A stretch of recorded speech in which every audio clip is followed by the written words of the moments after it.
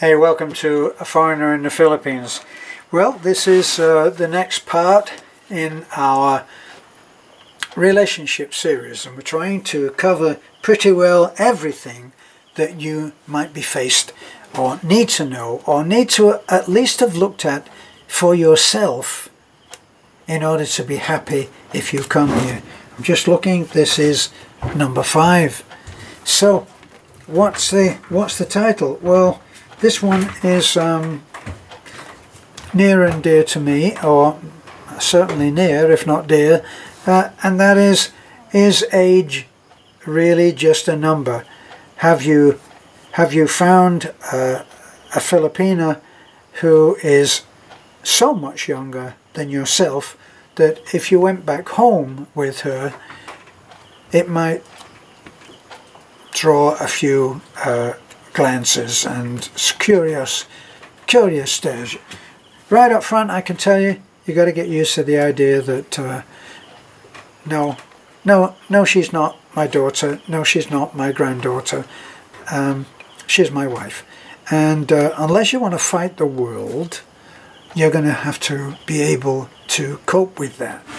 Now, here's something that you won't always hear about, and that is the men of the Philippines will also look at you and say, why is that young woman with an old guy like that?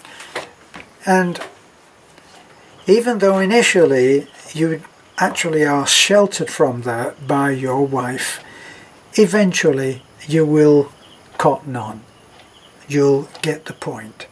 And if you don't learn to, what can I say, be tolerant of that, then you will have to fight the world, and it will not be a good life.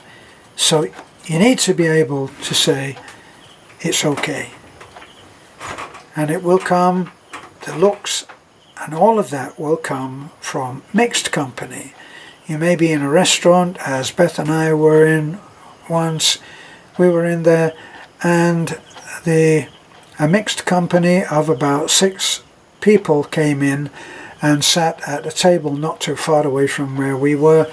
And although I didn't know it until we got out, Beth had to put up with hearing that the women were saying, oh well, she's this or she's that, or she had to do this or do that, and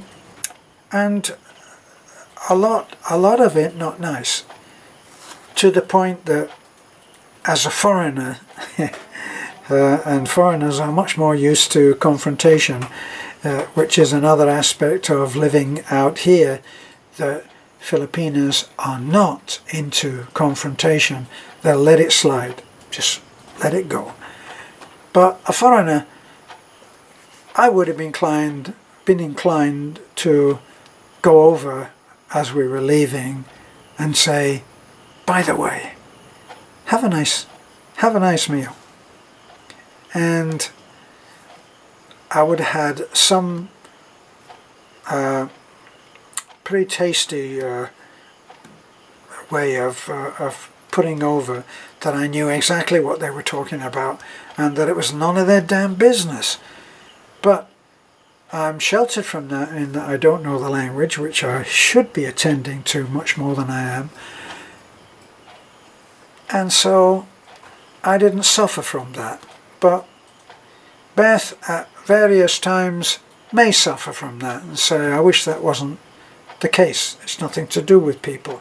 But if you have a great age difference, got to be ready for that, and it will happen. No question about it.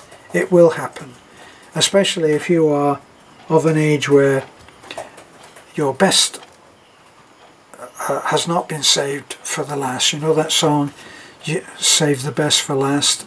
You went and saved the best for last. Think about old age, or advancing. I like to think of it as advancing age.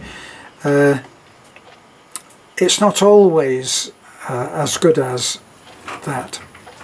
Okay, that's what I wanted to say. It's a fairly short one on the subject of age. You got to decide it for yourself.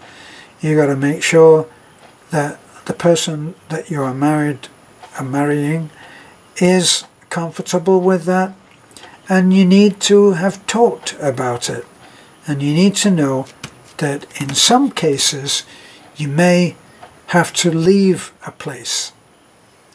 If you stumble in on a restaurant, as we did a little while ago, and there's a big party of men and there's a lot of booze on the table, better to just do a U-turn and leave, because somebody's going to say something and you're going to have to say something back, and indigestion will be the least of your problems.